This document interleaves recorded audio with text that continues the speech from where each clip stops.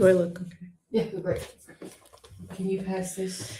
Hey everyone, hi, it's Colleen with Portugal The Place, and we are just getting ready to go on and get started, but thank you so much for joining us. If you can go into the chat and say hello, tell us your name and where you're viewing from, that would be great. We're really looking forward to this webinar and excited to have everybody here. Also, we'd love to get your feedback on how you feel about a Sunday webinar. So it's 6 p.m. here in Portugal, and it's a Sunday afternoon. And so we'd really like to know if this time is making sense for you and if you feel this is more helpful than during the week, because we really want to be available and get as many people as possible here and ready to go. Hello, everyone. Hi, Donna. Hello. Welcome from California, from North Carolina. And Ernest and Kurt, hey guys, you're going to be here soon, Sunday. And yes, I'm hoping the yes is Sunday. Chris and Craig, welcome from Illinois. Great to have you here with us today. And Lori, thank you for your feedback. This is really helpful because for 2026, we really want to maximize the amount of times that we can communicate with everyone and put it at a time that works for everyone. So this is exciting. Hey, from Portland, that's exciting. You know, I am originally from Oregon, an Oregon girl here. So shout out to Oregon. Hey, Steve from Florida. Nice to have you here. Lisa from Washington State, from the Northwest. Good to see you. And another Oregon. Hey, Lori, great to have you here as well. Elizabeth from Palm Springs. I did live in Palm Springs for a while, so know that area as well. And Rhonda from San Antonio. Just fantastic to have you here. We are going to go ahead here and just let everybody get logged in. So we are going to be getting ready to go here in 1 minute. If you haven't done a webinar with us before, you can go ahead and put your questions in the chat. Fiona is here with me today, and she is behind the scenes, and she'll be putting up the questions for us to discuss as they come in. So definitely put your questions up. We're talking about the state of Portugal. So there's going to be questions on anything and everything from the politics to the visa process, the recent storms that we've been having. Hey, Catherine, absolutely. And anything in between. We have Portugal The Place, which is a company that assists people with relocating to Portugal way beyond just the visa process. We go through everything from helping you find your home, set up your utilities, move your furry family over, and all of the deliveries and everything else in between. So, oh, hey, Sarah, hi, welcome. So we're really excited to be here and chat and share our journey and our experiences and what we're seeing. And we love to get your feedback as well. So it is the top of the hour. It is 6 o'clock right now. So we will go ahead and get started here. So again, feel free to just drop in your questions and we can go ahead and get going. So, hey, William. So the path to citizenship is officially 10 years, correct? Great starting question. And no, they have not made any changes to the citizenship laws as of yet. They had made some attempts to put through some changes, and both times they were stopped through a process of either it didn't get enough votes or the president at the time vetoed it and sent it to the Supreme Court. So right now it is still the same rules that it has been, which is 5 years for citizenship or permanent residency to apply. So as of now, as of this moment, and for the foreseeable future, we aren't seeing anything changing right away. And there's going to be a lot of discussions around that. All right. Kind of some, how far do you want to get into it, Carol? If you have anything that you would like to give me some details on and what you're looking for specifically, this is a big topic, so we can absolutely circle back to it. If you can kind of drill down to what you're thinking about, but absolutely can dive into that as well. All right, please explain the timeline for shipping your belongings and avoiding paying import fees. Do you have to wait until you receive residency cards? No, you don't need to wait for your residency cards. What you do need, however, is an approved visa. So your travel visa, which is the first step of becoming a resident in Portugal, is necessary. And that is going to be after you've had your appointment in your home country. You're going to wait for some months and you're going to be issued a visa that's going to be stamped into your passport. That visa is going to allow you to travel and move to Portugal. Once you have physically moved to Portugal on that visa, you can take your paperwork with your lease or your ownership of your property to the local junta. The junta is kind of like the city hall for your community. You go to the junta and you ask for certificate of residency. You're going to register your address there, and that piece of paper is what you need to send to your shipping company so that you can then trigger the shipment without having to pay customs or duty charges. So that is the process, not the residency card, but the visa and then being physically relocated to Portugal. All right. Hey, Steve. So once again, a group in the US is working to overturn marriage equality. I'm coming to Portugal on my husband's D7 visa. If marriage equality is overturned in the US, what does that mean for same-sex couples like us? That is a great question, and of course, one that's really, really important to discuss. So right now, if you were not legally married, you can still come over on the visa through domestic partnership. So you can absolutely apply for a joint visa on a domestic partnership if you can prove that you have been living together for more than 2 years, if you're able to show documentation that you've both been residing in the same residency, and you have some statements to that effect. So if for some reason that marriage certificate was invalidated, that alone would protect you because the domestic partnership is recognized as a form of having a visa. Now, there's also been a lot of conversation in the EU and along with that in Portugal about the fact that you would have protected rights of recognition of your marriage certificates, whether or not they invalidated marriage, same-sex marriage in the United States. This has been an ongoing debate, but so far, all of the comments and conversations from the EU and from the EU member countries have been that they would continue to recognize those certificates. Any idea on how to get through VFS Global to get an appointment? Oh my gosh, if I had a magic wand to help everyone with that, all of our lives would be so much easier. I understand how incredibly frustrating this is.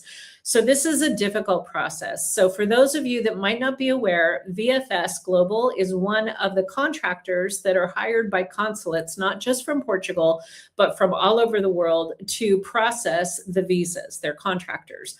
And they are notoriously inefficient. And right now we're witnessing that with the way that they're handling appointments across the United States.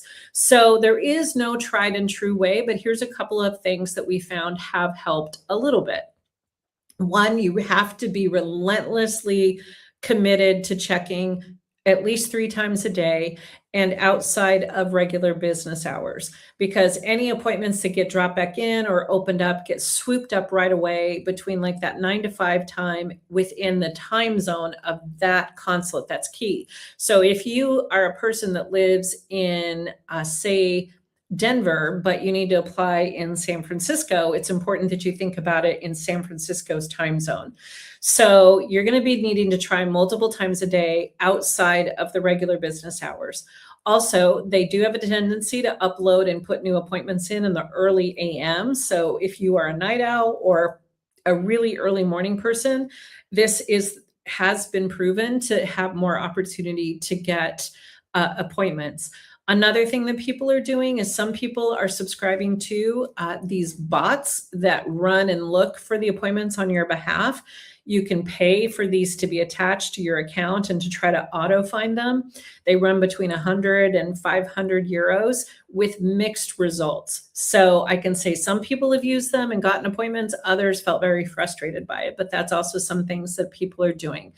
And remember, each person that needs a visa needs an appointment.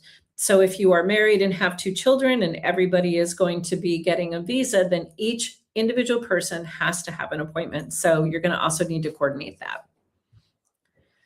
All right. So in my research, I'm realizing that the cost of living in Portugal is changing, especially with all the new individuals moving into the country. How true is it that, and what's the impact on Portugal and on Portugal being a prime spot to move if you're looking for a low cost of living? William, that's a really great question. And it is definitely a combination of factors, and it is a complicated question. So, the cost of living in Lisbon, for example, has jumped exponentially in the last 5 years. It is a discovered European capital. It is now a place that people are seeking to move to from all over the world. And it definitely reflects that in the rents, in the cost of living when it comes to most of the cost of living people are talking about is around the expense of finding a place to live, either buying or renting. When you move outside of Lisbon and you're looking at the Silver Coast, the Central Coast, you're looking at Porto, these regions, there are definitely been seen some increases in cost, but nothing as significant as Lisbon. And many people are finding that the cost of living is very comfortable for them. They feel like it's definitely worth it.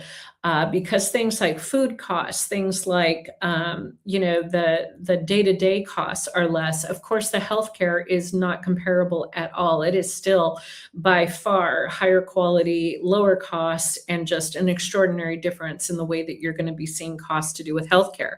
And so it does really depend on what you're looking for. If you want to be in the center of Lisbon and you want to have that lifestyle of the European capital, then you're now paying equivalent to other European capitals.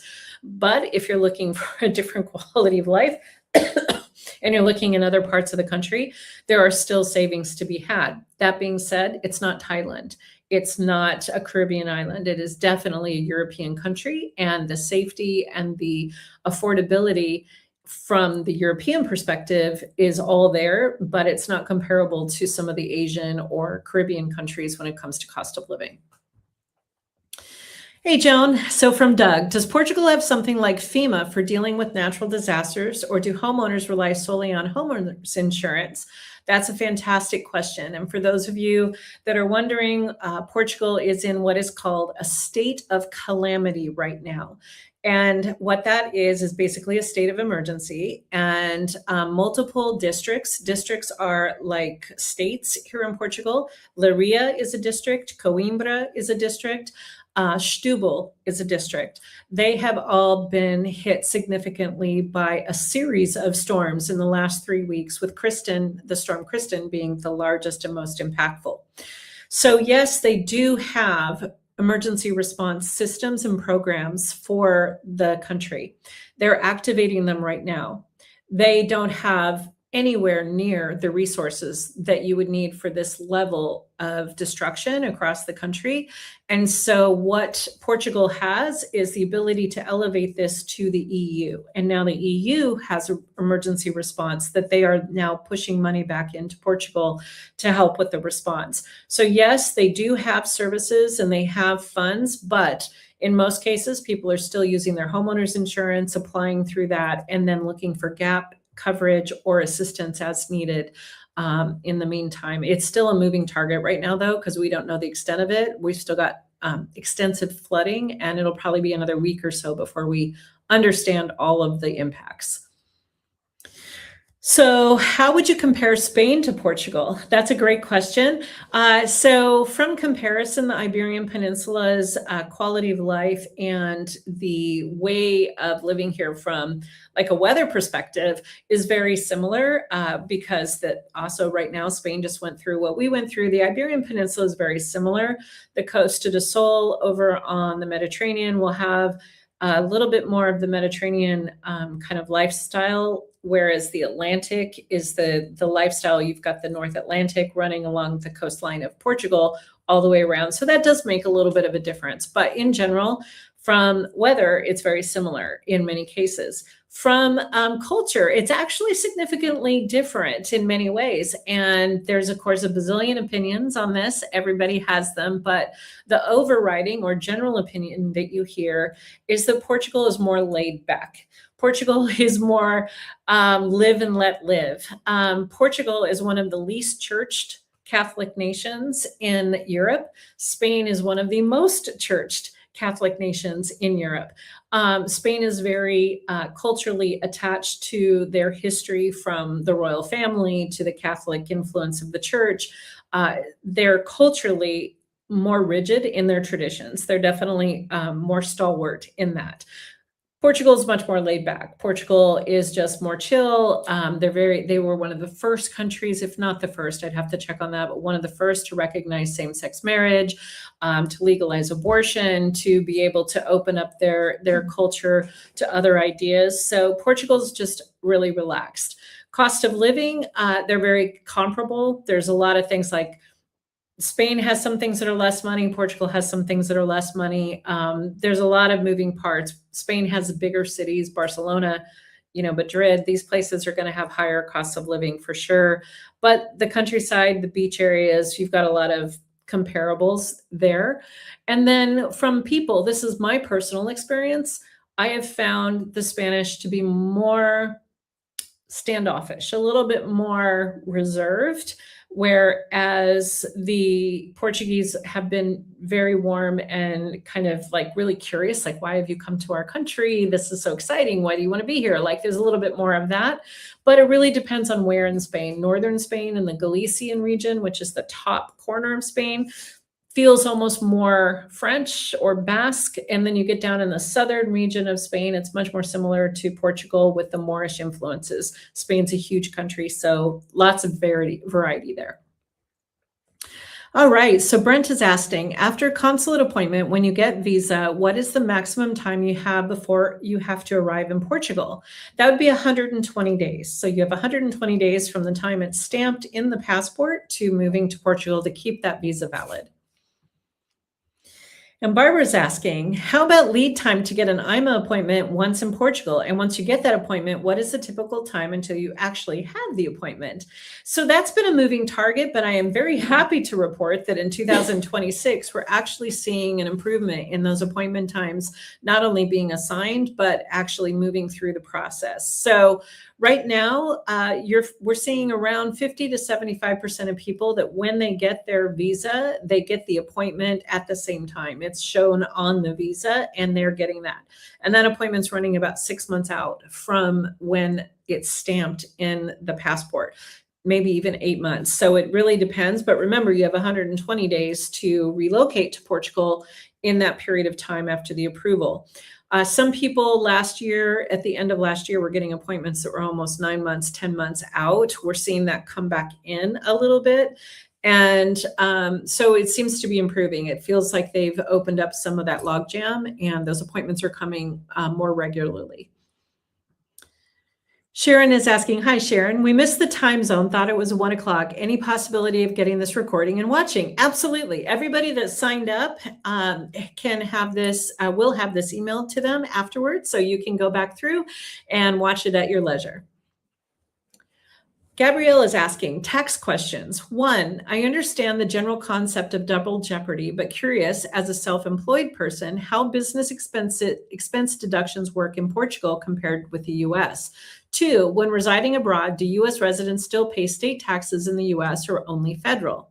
That's a really loaded question, Gabrielle, and I can answer top level, but I'm literally restricted by law from giving specific tax advice.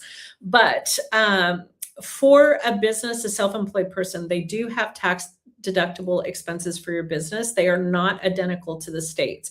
But for example, you can write off a portion of your home for your business office. You will have expenses like fuel, travel time, internet, things like that, that you can write off. So yes, there is a whole list of things that you can write off and put against your Portuguese taxes.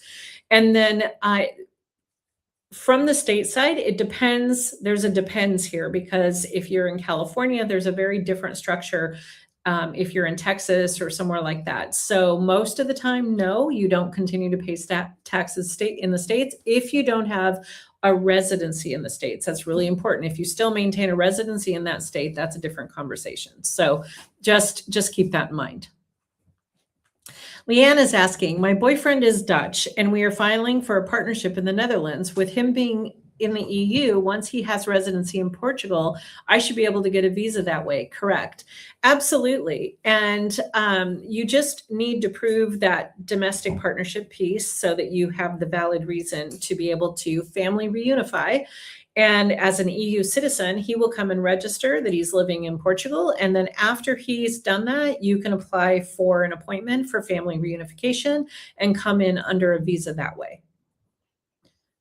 All right. So good questions, you guys. This is great. I'm really excited to be able to jump into all of this. So, all right. Daniela is asking, if an aging parent has mild dementia and needs to relocate to live near us on the Silver Coast, what is currently the most practical and realistic visa pathway for elderly parents who can't navigate the visa process alone? Family reunification so they can come sooner than later, tourist visa extension, and then family reunification while in country. This is a really important question and one that's really close to my heart because we actually moved to Portugal with my father, who at the time was 83, and he was a dependent. He had lived with us in the States and then continued until he passed away here to live with us in Portugal. And there are ways absolutely to move them through family reunification, because family reunification will reunify you with dependent family members. So that's a really important key piece. It can't be somebody that isn't listed as dependent. So you would have to go through the effort of showing in some way, either through finances or through doctor's paperwork and statements, that they're not able to live independently and that you are responsible for them and that they are your dependent. And then you can go through this process. I would highly recommend retaining an immigration attorney for this to make sure that everything is buttoned up, T's crossed, I's dotted, and then they can move over sooner than later. And that's usually the best path for folks in these situations. All right. So Patrick is asking, for D7 and other visas, it seems you have to commit to a 12-month lease before even having the consulate appointment. This seems like a major gamble financially. What are your thoughts on this? It's absolutely true. Every single person relocating has to have a proof of accommodation before you go to your appointment.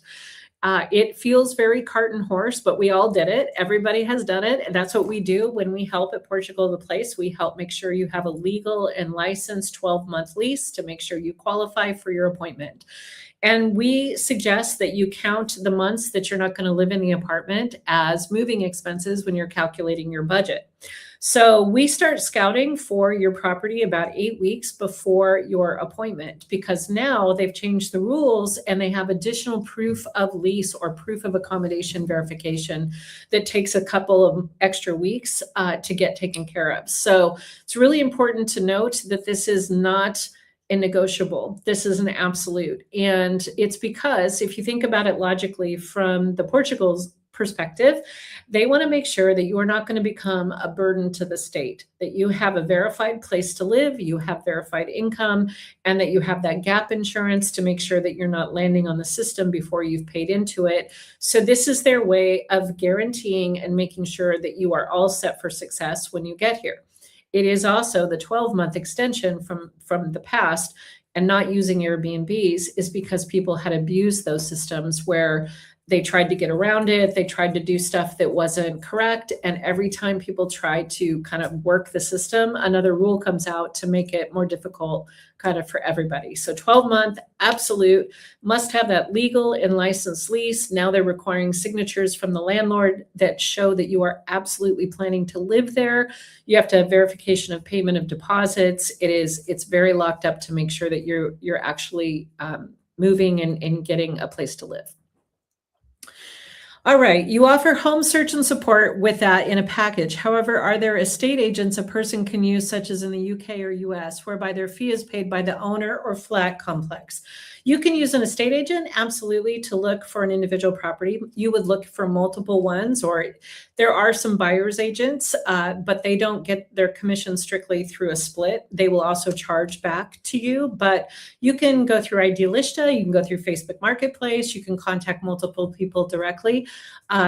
It's your choice, for sure. It's not as organized as it is in, say, the US or the UK with the way that they set it up, but it is doable. In our case, we know our service is very valuable because of a lot of the confusion around the visa requirements, vetting the property, making sure that Because we have no skin in the game, we don't work on commission. It's a flat fee that you pay for the whole entire thing. We set up the utilities. We make sure your deliveries are received.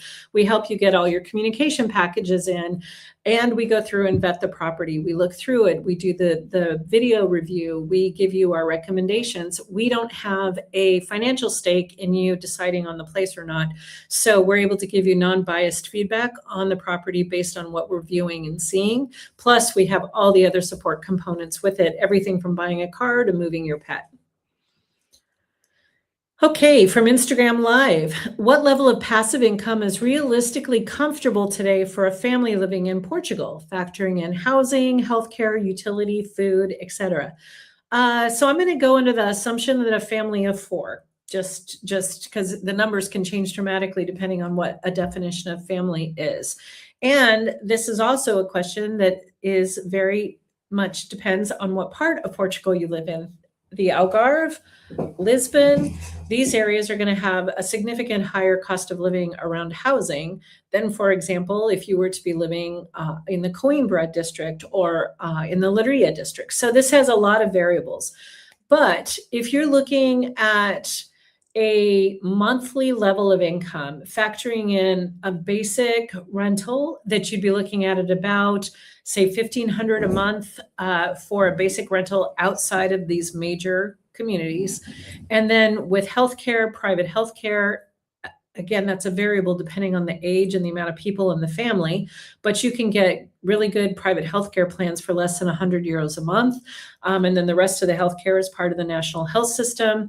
Utilities, you can average between $200 and $250 a month, and that would include water, gas, electricity, and then another, say, $100 a month for your communication package, again, not knowing how large your family is and how many cell phones you would need. And then food is definitely something that you see being much more attainable and affordable than what we're seeing in the States. We're seeing families of 4 eating per month from the grocery store and going out for less than $400 a month. So it just depends on your lifestyle. But realistically, the size of your family, the location in Portugal, and then what you hope to have as your lifestyle. If you eat in and you don't go out a lot, you're going to be looking at much lower costs than the States for groceries, and dining out, drinking wine, having coffee, all of those things are much less expensive. Electricity is a little more expensive than some parts of the US, depending again on where you're coming from as well. So big variable. If you want to learn more about that, I would suggest you schedule a call with us and we can talk about your specific family dynamic, and then we can give you a much more accurate estimate of what to expect. All right, so we're moving through. Fiona's got lots of questions here. She's going as fast as she can to sort through them and get them out there. And so I see that we have a question here from Sandra. A bit confused. Would you go over timeline from applying for the travel visa to obtaining residency, including where one has to live during the process? Absolutely. So we're going to start from the beginning. The very first thing you need to do for any of the visas that are the D7 or the D8, so this is the passive income visa or the digital nomad visa. These are the 2 most popular visas.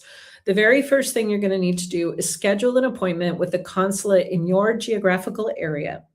And we really suggest that you have an appointment that gives you a minimum of 2 months from the time that you start gathering your lease, all your paperwork, your FBI report to that appointment. So you need about 2 months to get everything together and be ready for that appointment. So you have that appointment. Once you have that appointment, it's about 4 months before you'll have an answer on if you're approved. So you're going to have an appointment and you're going to have a waiting time to hear back around 90 to 120 days. Okay. That's when you cannot move. You haven't been told yet if you have a visa or not. Somewhere at the end of that period of time, you will receive notice that you've been approved, and they will put the visa, the travel visa, in your passport. Once you receive that, you will have another 4 months. You'll have 120 days to physically move to Portugal. So if you're looking at this from timelines, from your first appointment, you'll have 4 months, give or take, 90 days to 120 days to wait for an answer. Once the answer comes, you have another 120 days to physically move to Portugal. You could move the next day or you could move 3 months later. That's up to you, but you have a maximum of 120 days to move on that visa.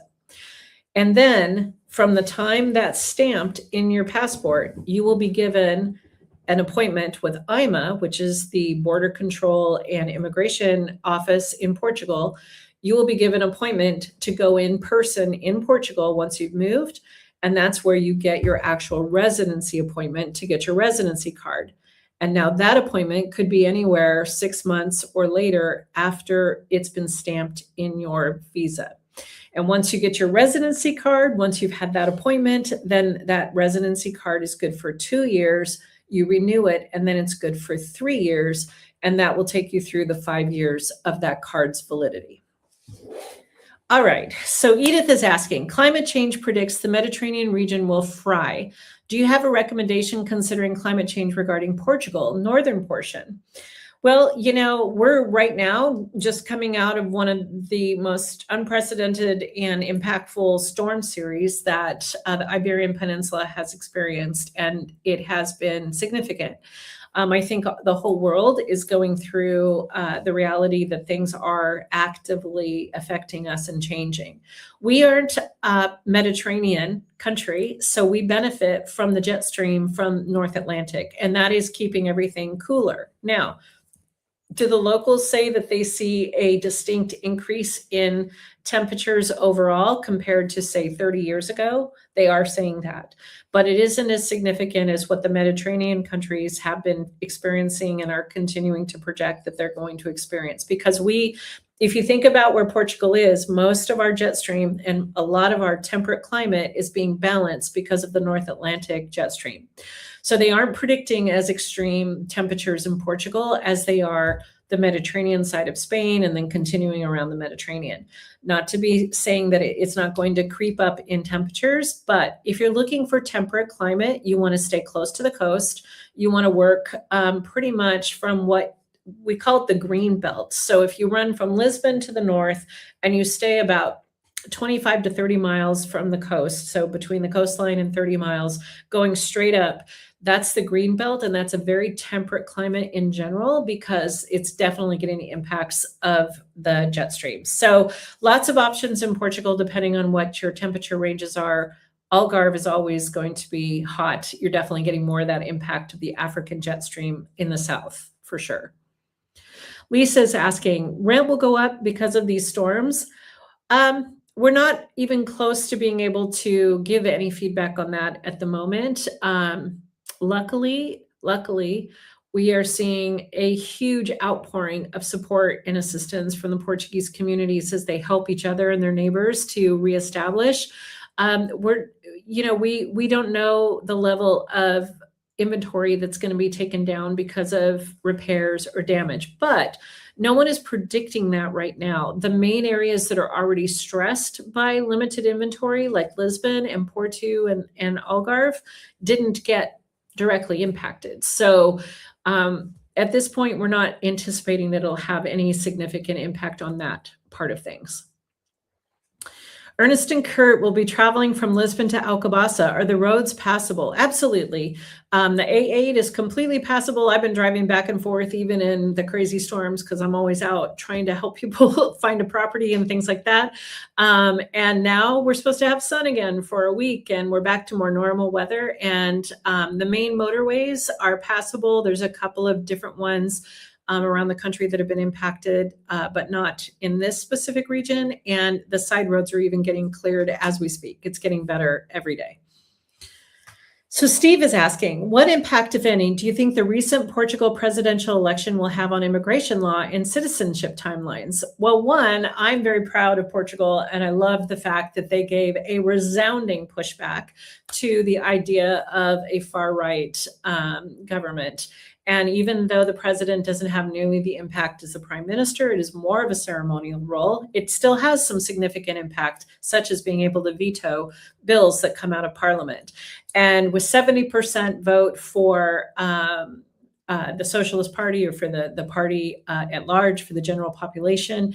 It was a very clear answer to how Portugal is feeling about things. And we're hearing a lot of relief and a lot of happiness from the Portuguese population. A lot of people are coming forward saying how proud they are to have been one of the countries that said, no, this is not how we're going to go forward. Now, with that being said, they still need to do something about the immigration situation. We've got some really confusing rules that are going to be happening. There's all kinds of problems with people coming into Portugal without any visa, then getting here and then not having a path in. There's a lot of work visas that are confusing. And that's been what spurred a lot of this conversation. So do I think they're still going to give something forward? Yes. Do I know what it's going to be in any way? It's too soon to tell. But interestingly enough, after the storms, one of the very first conversations coming out of all the news sources and the blogs is how important immigration is, because they don't have enough workers to repair everything. So now all of a sudden the conversation has been like, oh, whoa, hold up. We can't ask everybody to leave because we don't have enough people here to fix everything. And this is going to take some time to get all the roads and the repairs and the infrastructure, all 100% again. So I think we've got a lot of interesting conversations, but I'm very proud of Portugal and the statement that they made. So Kristen just said, I just started working with your company. I'm at the beginning of getting together documents for my D7 visa. Does September 2026 seem a realistic time for my departure date from the US if I can get everything done, FBI check, visa appointment, rental agreement, et cetera, in the next 5 months? Yes, actually, that's realistic. Now, of course, things in the middle can happen with a variety of delays from the consulate side of things. But if it stays the way it is right now, that seems like that should be reasonable for sure. All right. Hi, Jessica. On the utilities budget, it's way higher in the winter, especially with the cold and rain this year that needed heating and dehumidifying, as well as more drier time, as line drying was next to impossible. I mean, I was going on an average for sure. Absolutely. All of us that still had electricity. We were, some of us didn't have electricity for a week, but those of us that still had electricity were running it a lot more because of the storms and the dampness and the inability to even put a sock outside. So absolutely, this year has been bizarre. But in general, I was kind of averaging. Some of my winter months, electric bills could be double that, around 400, but then my summertime, I don't run anything and it can be less than 100. So it was just kind of an average. Hey, Trent, how complicated are the legal and documentation requirements for homeschooling in Portugal for high school? It is complicated. There are layers of what you need to understand to make sure that they are legally being held to the standard and getting the schooling completed. It's not that it's not possible. It's just Portugal is not a huge fan of homeschooling. Interesting history, interesting significance. The generations born into the 1980s, so I guess you would say the millennial generation and forward are the first generations in Portugal where it's been mandatory that they go to school and that parents are held to sending their children to school.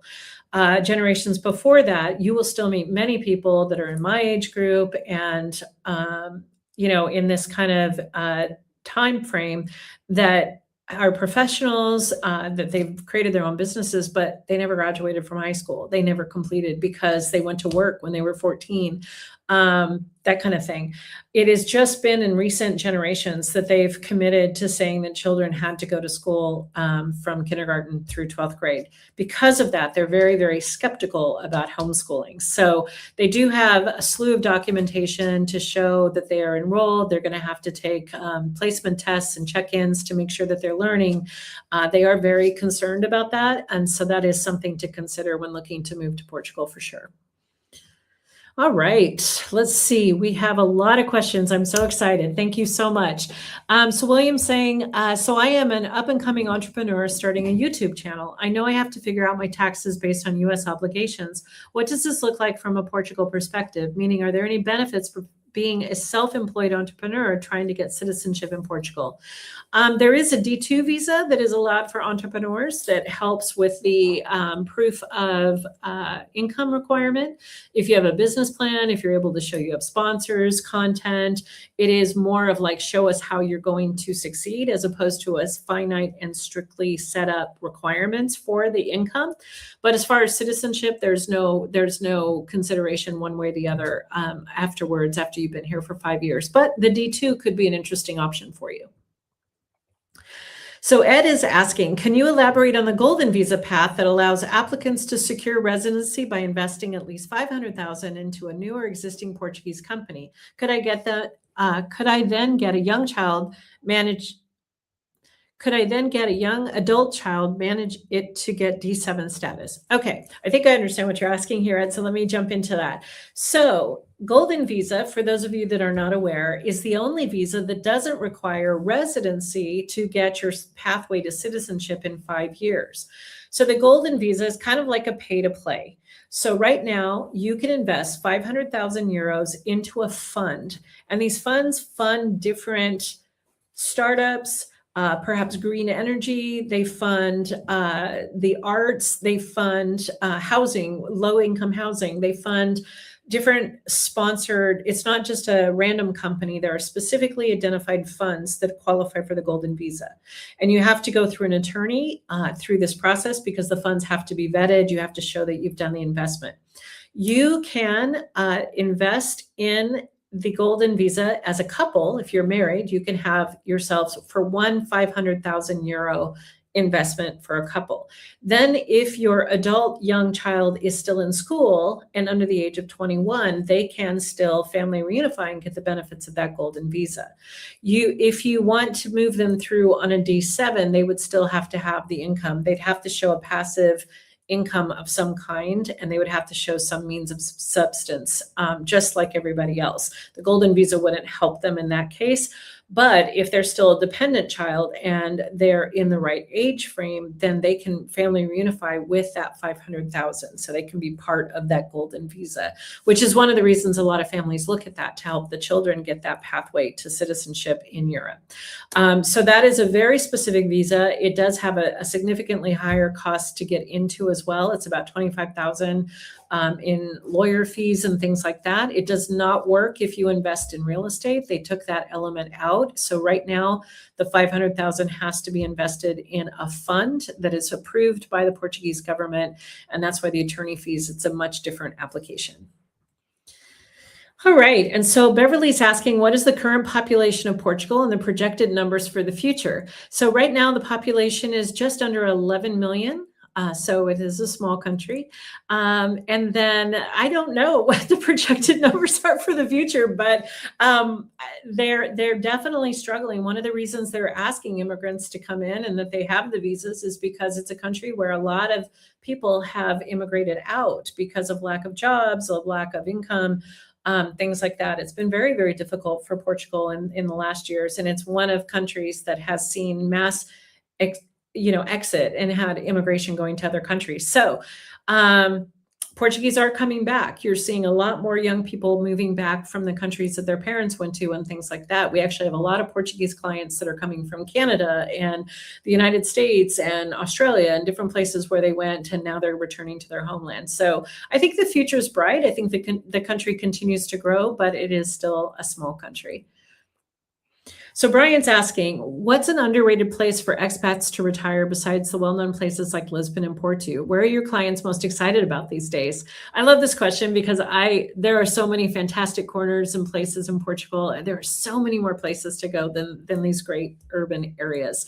So I live in Alcobaça. I live on the Silver Coast. So I live about 10 minutes inland from Nazaré. If you know where the big wave is, that area. I'm about an hour north of Lisbon. And there are so many communities here that never really bubble up. The city of Leiria, that just breaks my heart, that was impacted so heavily by the storm, is one of the most fantastic cities in Portugal. It's very local. It doesn't have a tourist vibe.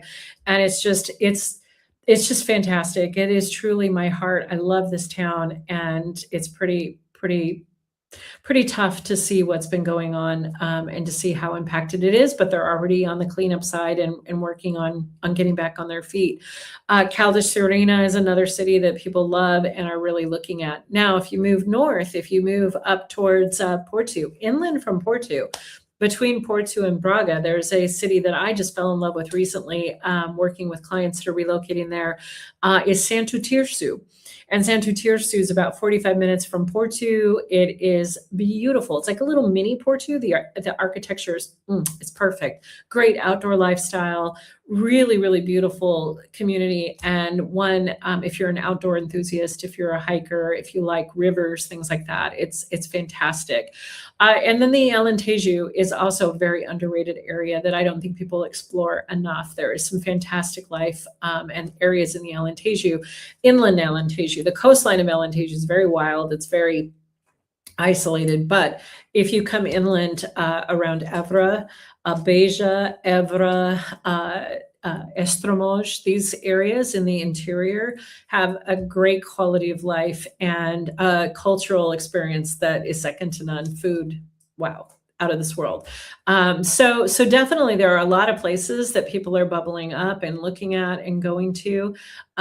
Portugal is so much more than just these fantastic urban areas. Lots of places to consider. All right. Hey, Joan, for buying a car, would a new car have a greater tax rate applied than used? No, with a caveat. They can't waive the taxes or impact the taxes on a new car. That's a very set tax. You pay the VAT, and that's that. On a used car, because depending on the year, the model, and how many kilometers are on the car when it gets turned back in. So, for example, if it was a lease back or a rental, there are some slight tax deductions that the dealerships are allowed to use. So, a little bit of wiggle room there. If you have a hybrid, though, or if you're buying a new hybrid or used, a new electric or used, there are tax incentives that reduce that tax substantially. So definitely that's going to be the way to go if you're looking for a tax deduction. All right. So we have a current US fourth grader. It seems impossible to try to actually predict when we'd be able to move given the timeline you just laid out. I'm assuming it is generally common for expats with kids to join schools in the middle of the school year rather than in the beginning. Yes, it is difficult. I totally understand. When you're trying to shoot for getting the kids to start in the beginning of the school year, it can be really frustrating because you're so out of the control of all of these approvals. But one thing that people do sometimes is if they've rented the place or you bought a place and you have it and you've had your appointment, but you haven't been approved yet. Oftentimes families will split and one parent will come with the kids right before the school season starts, get the kids going in school. The other parent stays back and closes things out and waits for the passports, gets them, and then comes over. So there's ways to mitigate it. We work with a lot of families through this and give them ideas and solutions. But we also enroll kids in the middle of the year. Public school, yes. Some private schools, international schools, that's really tough. Just so you know, each one has some different elements of getting into the schools. So Shanora is asking, let's see, we are sending our last child off to college next year and planning to move in 2027. Is there any avenue by which he would be able to come live with us if he doesn't get a job right out of school? We are paying for college and claiming him on our taxes. So I was wondering if he would count as a dependent, even though he will be an adult. While he is so this is a gray area. If he's in school in the United States, he is your dependent in the United States, but he'd have to be enrolled in school in Portugal and still be a dependent to qualify. So there are some ways to work around it depending on his age. So if he was 18, 19, there are some dependent qualifications. If he's 22, for example, then no. So there's different time frames that affect it dramatically. So this is one where I would suggest that we get on a call, we talk it through. You are not too early. 2027 is like, oh my gosh, it's less than a year away now. So definitely time to be making those timeline plans and figuring that out. All right. So I am going to take a moment. All right. Do any local Portuguese IMA offices have walk-in appointments? No, absolutely not. They will not have you walk in. So Sharon's asking, what about a retirement visa? What do you need for this path? So the retirement visa is the D7 visa that I've been discussing. And so for a D7, it is called the passive income visa. So it applies for anyone, whether you're retired or if you have passive income. So passive income is defined as something you receive consistently and guaranteed without working. So rental income, for example, is passive income. Dividends off of investments can be seen as passive income. Pensions, disability, and Social Security are all passive income. So that is your retirement visa, and that is the D7. So what you need for that is you need proof of your income. You need to be able to show that you have more than 1,000 euros per month for the first person and 50% of that for the second person. And then there's additional formulas for families. And then you also need to have equivalent to 1 year's worth of that in the bank account in Portugal. You also need to have proof of the accommodation, that 12-month lease, or you need to purchase a home and show that you have the promissory contract, which is the first step to buying it. And you need a variety of other paperwork, which is the insurance, all the forms, and the FBI background check. But it's a very straightforward visa. It's very simple for qualification. And if you're retired currently in the US with Social Security and a pension, it's by far the most popular visa for folks in that situation. All right. So Sandra's asking, what are the winters like in the Silver Coast and the northern towns you mentioned? So I'd like to have two conversations, winter right now and winter that I've had in the last 5 years, which is completely different. So normally winter is mild, and the Silver Coast, the temperatures are very mild here. When you go farther north, the winters will get colder for sure and rainier. Now, I'm saying this with a little bit of tongue in cheek because the whole country's just been inundated with rain for the last 3 weeks. But if we go to normal times of year, you can see the temperature difference can be significant, around 10 degrees difference. So in the dead of winter here in January, your highs might be sitting at between 12 and 15 degrees in the 50s Fahrenheit. You can be colder, low 60s, high 50s on the Silver Coast. If you go up into the north, you can come down close in the 40s in some days during the day. It definitely can be consistently in the 50s. So the north will be cooler and wetter traditionally in the winter. But again, it depends on where you land, what part of the country. Inland a little bit, definitely has more extreme temperatures. When you get away from the coast, you're going to see more extremes, both high and low. Let's see, what do we have? So we have an LLC company in Florida. So can we apply to the D2 visa to open a branch office in Portugal? That's a great question. And it really, really does depend on the type of business, your income proof, your business plan, if it's going to be serving the Portuguese people, or if you're an artist, there's so many elements. The D2 is kind of an open visa. It's more about submitting a business plan and then seeing what they say in return. Many people that are coming to open offices in Portugal are going to be getting an immigration attorney, because there is a completely different set of structured requirements to move from an LLC to an LDA, which is equivalent in Portugal. And there's some different ways to incorporate the visa. One person can come on a D2, another person can come on a work sponsor visa. Lots of different moving parts on that, and happy to set a call if you'd like to talk about that further in depth for sure. So during the waiting period once in country for the residency card, if needing to leave Portugal, what happens? Okay, that is a fantastic question. So once you've had that travel visa issued and you're waiting for your residency appointment or card, you have, with that travel visa, 2 entries into Portugal. One you will use when you move to Portugal. The second one allows you to leave one time and come back in on that visa in the amount of time that that visa is valid. Now, when you are in the waiting period, and let's say that it's expired and you're waiting for your card to come back, you are not able to leave the country during that period of time. You need to wait to have your paperwork so that you can travel and be allowed to get back into the country. All right. So Dion's asking, how difficult is it to get a license for a short-term rental? Thinking of buying an apartment and using it to live in Portugal part-time and move to Portugal full-time later on. That is a great question. That's something I help investors with and people do all the time. That's why a lot of folks are getting into the market now, holding the price and then having it there available to them later. The short-term rental market depends on the city. Every city in Portugal has different rules and requirements. So it's called a local accommodation license or an AL license. And this AL license depends completely on what's called the Câmara, the city hall, the city government. So, for example, in Nazaré right now, you absolutely cannot get a new AL license. You can only buy existing ones, which make those properties very valuable.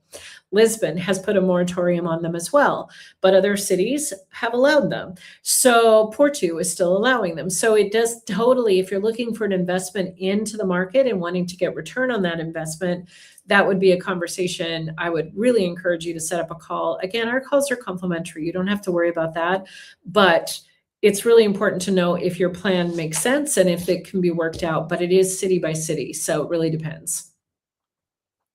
So Karen is asking, can you address the issue of bringing pets, cats and dogs? Absolutely. So I smile because we brought Dutch, our 125-pound Newfie-Doodle with us, and we went through that whole process. And now we've moved literally thousands of people, and along with them have been hundreds of pets. So we're very comfortable with this conversation. First off, finding a rental in Portugal with pets can be a little challenging. A lot of people choose to buy because of that. We were people that decided that we wanted a place so that we could have a place for our dog. So it's funny how, that can really drive people's decisions on renting versus purchasing. So the reason the rentals are difficult is a lot of times you're in apartment buildings and the landlords, when you're looking at properties, they're very hesitant. So it can impact the inventory. So just keep that in mind. When it comes to moving dogs and cats, it's pretty straightforward. You need to have a vet certification in the United States showing that they've had their up-to-date vaccinations, that they've had their rabies shots, and that they have been microchipped. Those are required. You'll have a paperwork that your vet has to submit into an electronic system showing that this has all been done, and it has to be valid within 10 days of when your pet travels. Then there are a variety of ways to move your pets. There are private charter planes that you can buy into. There's Bark Air and Canine Jets out of New Jersey, and those cost, they can sound very expensive. They're about $11,000 per person with pet. So it's one person, one pet.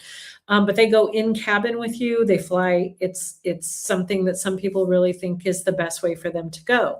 There's also options of having a pet relocation company handle everything from the paperwork to the transport, all of the process. And those are significantly lower in cost, but you would still pay a fee for that.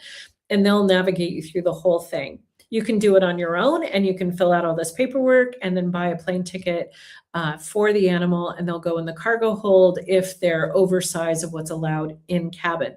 Again, one person, one pet. That's important to note. So if you have 3 cats, you need to have a person per cat on the plane with them.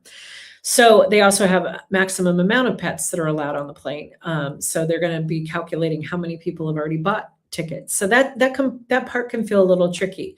Another thing to note is that when you travel with your pet and travel and fly, they will have very strict restrictions on when they will allow pets to fly based on temperature. So if the temperature on the tarmac gets over 83 degrees, they will not take the pets into the cargo area because of the temperature on the tarmac and the waiting period and all of that. So if you're flying from a very hot part of the country in the summer, you need to look strategically at night flights. You need to think about that because that can be really impactful. And then when you come to Portugal, you will be expected to go to the vet at the airport right after you get off the plane. You're going to go with that paperwork. The vet is going to do a health check of your pet, is going to look at the paperwork, is going to stamp it and say verified, and then you get out of the airport with your pet.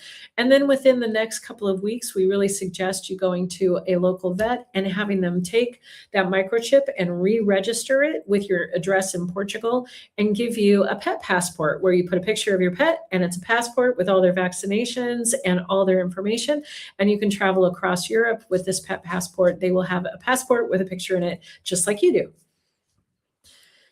All right. As a teacher, is it better to apply directly with international schools or should I seek employment through an international agency?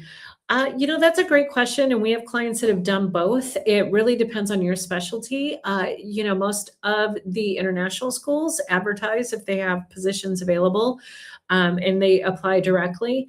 We haven't had as many people use the agencies, so I'm not as familiar with how successful that's been. But the couple of teachers that have come and gotten employment in Sintra and in Lisbon area did it directly with the schools.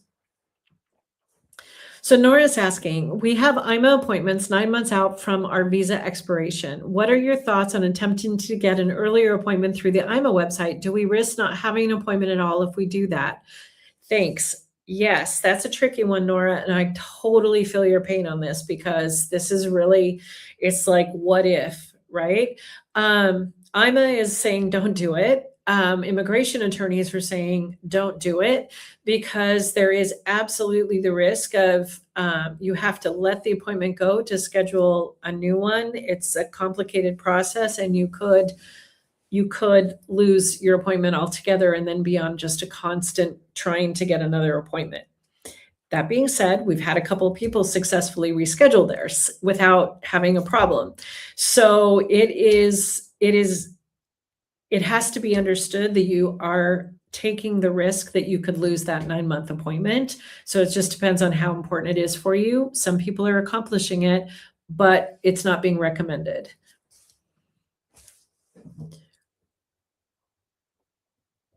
Okay, so if you know you want to apply for citizenship, besides learning Portuguese to pass the basic language test, what else should I be aware of or do to be successful? So you need to maintain your consistency in the country. And what I mean by that, your renewals of your previous residency requirements. So having the correct amount of money in the bank, making sure you show proof of income, keeping up private health insurance, making sure you have been consistent on all the requirements is very important. They're going to verify that back. I am in the process of applying for citizenship right now. I've got working on my language. I've got to get the SIPL exam scheduled, which is another whole thing. That's the language test. But we are at that mark and we're applying. One thing that I have learned that I wish I would have known before is you need to hold on to all your paperwork from the very beginning. So what that means is you're going to have the visa in your passport. That's easy. That stays in your passport. They're going to want to see that. They are going to ask for the receipt of your IMA appointment. So for all of you that are going to get your IMA appointment, when you go to that appointment, they're going to give you a receipt, a piece of paper showing you had an appointment and what day it was, and it's going to have a number on it. You need to keep that. Even after you get your residency card, you need to file that away and keep that. I didn't know. And so now I'm having to go through a whole bunch of hoops to show that I had that. You also will have new cards on your 3-year renewal, and your old cards from the 2-year, you need to keep as well, which I also didn't know that. I thought they were kind of like, oh my gosh, I need to destroy these old cards because I have new cards. And so I destroyed the old cards. You're supposed to have those. So really important that this is something I'm going through right now. There is a way to still do it. I'm paying my attorney to go into the IMA files and pull down this like proof of process. But if you have those pieces of proof, you'll have a much smoother process when you get to applying for citizenship. All right, so we have had an hour worth of conversation, and I appreciate everybody. You guys have been asking amazing questions. If we get a resounding response back, and I love to get feedback, comments, emails, feel free to respond. If Sunday feels like a good time for you, then our intent is to do one a month on a Sunday so that we can continue to have these conversations and answer questions. We're going to know a lot more about the impacts of the storms and the political process in March. I'm sure we're going to have a lot more clarity. One thing I would love to get from feedback from you is how you're feeling about this content, because I know we didn't get to everybody's questions, but if you have questions that you really like to chat with me about, reach out and just schedule a call. You can go to portugaltheplace.com. There's a link there to schedule that conversation, and we are totally available to answer all your questions. We want to be there to support you. Portugal is going through a lot right now. If you don't follow us on social media, please do follow us, because we're going to be sharing out different ways to help Portugal recover from these storms. Our community, our people have been really impacted. So if you are watching our social media, you'll see those links coming through here soon. And then really appreciate you all being here on a Sunday. I really enjoyed this, and thank you so very much. We'll be talking again soon, and have a fantastic day, everyone.